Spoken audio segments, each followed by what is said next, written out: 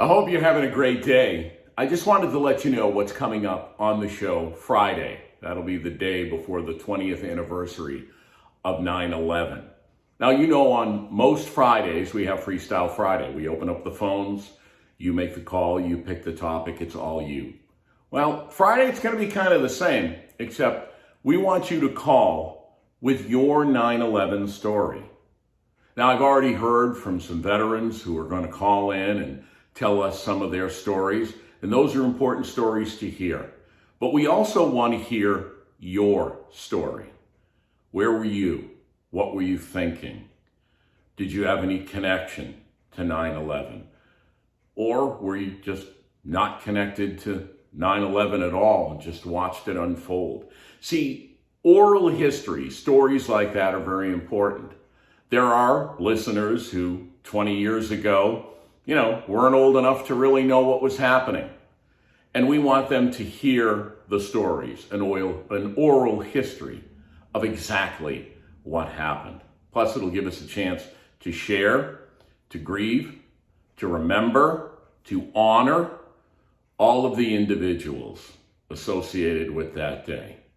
9/11 was a very important day. You can't be stressed enough.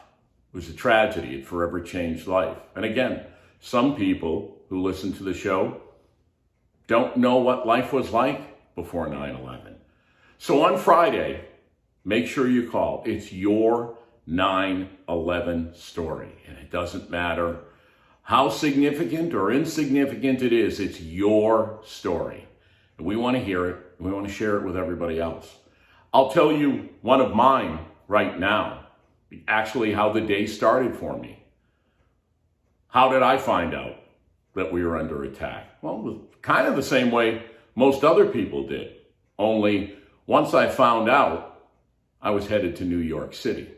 I was taking a shower, listening to the radio, heard on the radio, was listening actually to Howard Stern out of Hartford, that one plane had gone into a tower.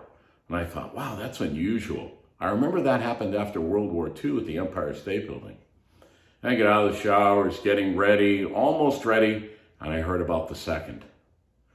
And I said, like all of us, well, we're under attack.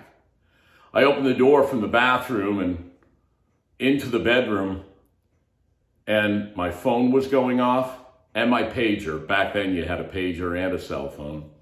And my home phone was ringing, and I knew what it meant. I knew that a news truck with a photographer was on its way to my house, and they wanted me to go to New York City. And I did, and I spent 3 days there. But I had something that I still have today from my experience in 9/11. No, not the stories, and no. As a reporter, many of us have what's known as a go bag.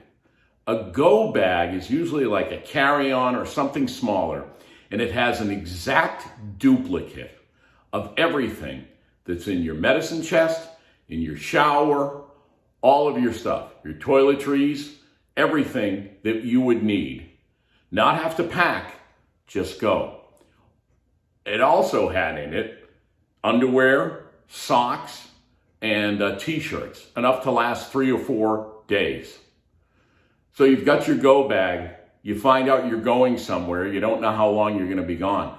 All I had to do as a reporter is grab some shirts, some pants.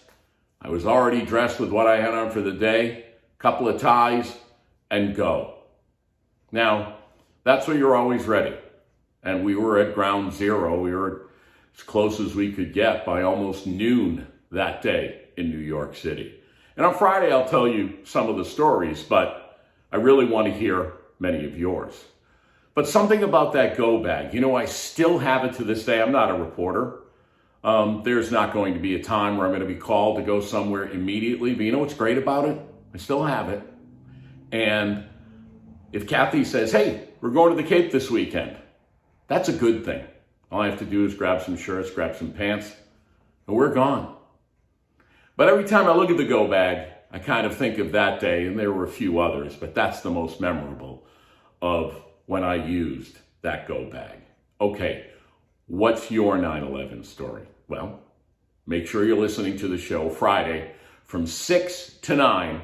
The phones will be wide open. And I hope to hear from you then.